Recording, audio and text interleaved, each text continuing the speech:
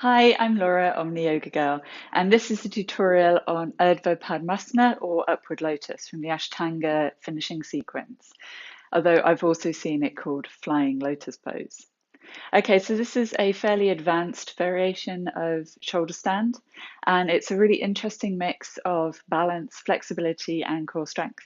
So I'm going to show you some modifications, especially if full lotus isn't in your practice yet, and give you some tips on how to work with the full pose.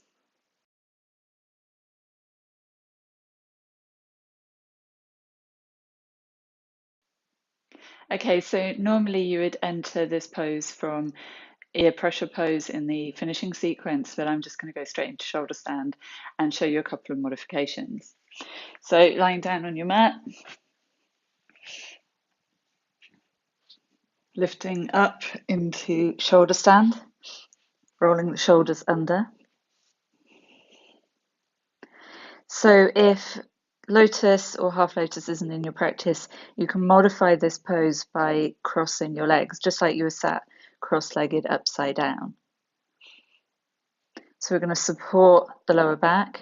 You can remain here, lengthening the spine upwards, lifting up the knees, keeping the lower belly pulled in. Or we can try playing with the balance.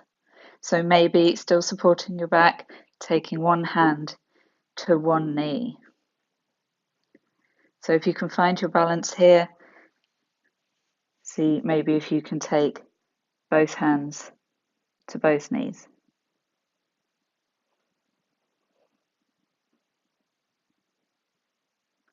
Okay, so if you would like to try in half lotus, support yourself again.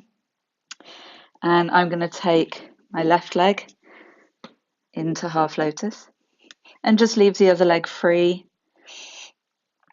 Again, lifting and straightening the spine, choosing to support yourself with your lower back, or taking one hand maybe to your lotus knee, trying to straighten the arm, pressing the shoulder blades into the mat. See if you can take up both hands.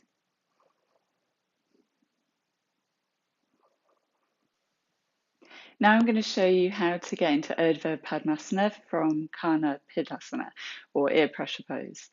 So coming into ear pressure pose,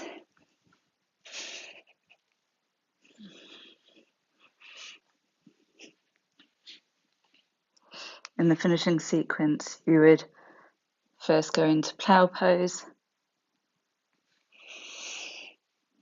then ear pressure pose.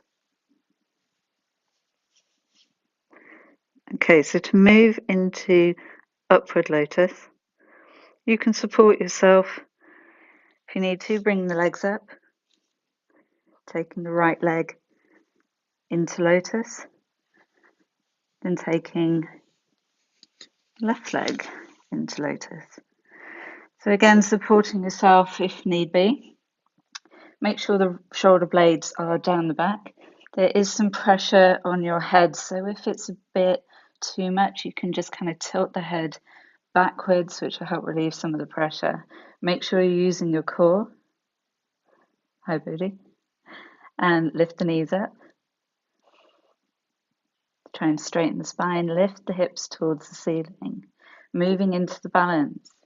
Take one hand to one knee. You can stay with this variation.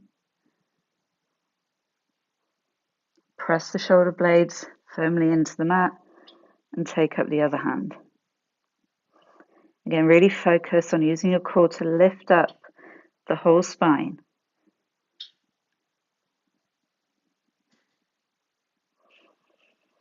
So as I was saying in the demo, there is some pressure on the head. It can take a little bit of getting used to and a little bit of playing with your head position and how you're sort of activating and using your shoulders to alleviate some of the pressure and to support the pose.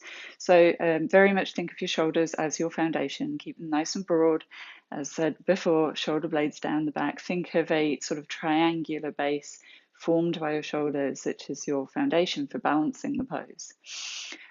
We also definitely want to be using the core to help with the balance, and also, as I was saying, to lengthen the spine and lift the hips up towards the ceiling. Otherwise, you're going to find yourself compressing the spine and again dumping too much weight into the neck and head. So with the hands, we don't want to be fully taking the weight of our legs into our hands, again, using the core muscles to lift the legs, lift the knees up. So there's just that kind of connection there. Keep the arms active, trying to straighten them and create that nice balancing shape with a sort of interplay of tension, and balance, and ease. So I really hope that was helpful. Please don't forget to click subscribe. Thank you very much.